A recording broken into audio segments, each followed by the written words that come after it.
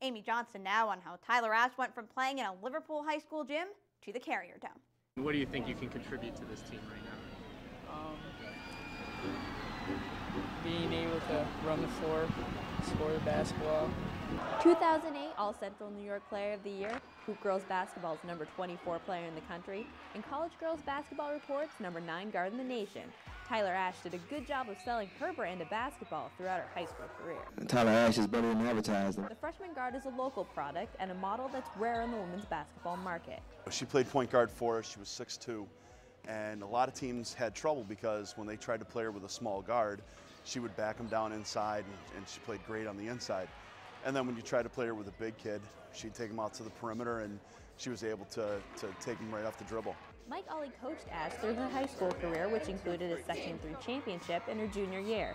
He says her height isn't the only thing that puts her head and shoulders above other guards. She's one of the best passers that I've ever seen, especially in the open floor. She would make passes on the fast break that I've never seen players make. And that includes at the college level. Ash made a name for herself here on the hardwood at Liverpool High School, and now she has the opportunity to continue her Central New York legacy across town at the Dome. She's a great player. I actually guard her in practice. It's kind of tough because she's long.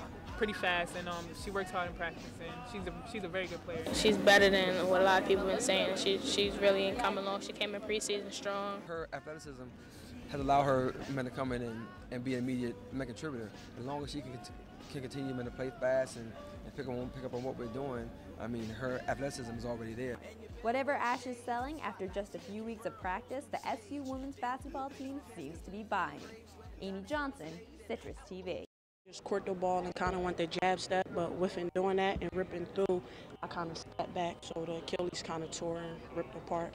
Last year, Lanice Nixon was the number 30 junior college player and averaged 49% from field goal range. But now, after a preseason injury, she's a permanent fixture on the SU bench. Every game that I watch my team play, I wish I could be out there helping them in areas that they need help with. So basically, when I'm sitting there, I'm just thinking, like, I want to come back stronger than ever. The DL is foreign territory for Nixon, who made it through her entire basketball career to this point, injury-free. I'm usually pretty a strong player, so this was kind of new for me, and accepting it was kind of hard at first. One SU player who's no stranger to the bench is Lena Lisneri. The senior has had the majority of her career claimed by leg and foot injuries. That's definitely one of the hardest things I've had in my life, because I came here and before I came I never really had any serious injuries. Not just that feeling of helplessness, that you can't do anything to help your team, that you're just stuck there on the bench. The veteran knows all too well the long road to recovery that is still ahead for Nixon. It was hard because you have to get in shape, you have to stop worrying that you get injured again, so it's definitely tough, and you don't come back as the same player as you were. But time on the bench for Nixon isn't necessarily time lost. Me not being out there is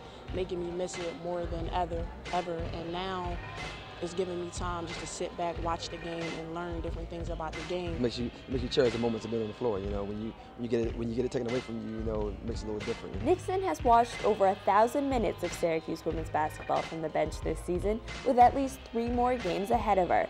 But she is expected to return next season. Amy Johnson, Citrus TV.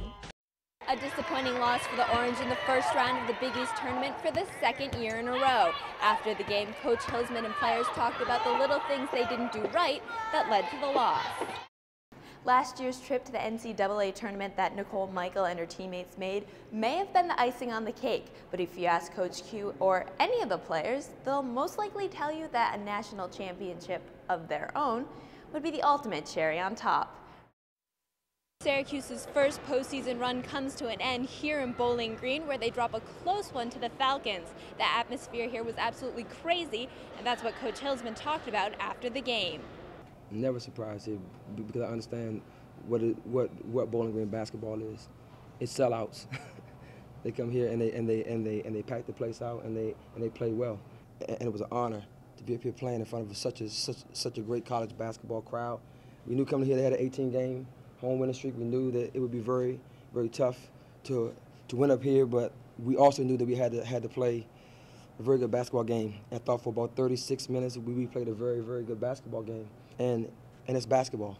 You know, basketball is a game of runs, and they made a run at the end of the game. I have to give them a lot of credit. After the game, Bowling Green's head coach called the win the biggest in program history, but it marks the end of the season for the Orange. From Anderson Arena, Amy Johnson, Citrus TV.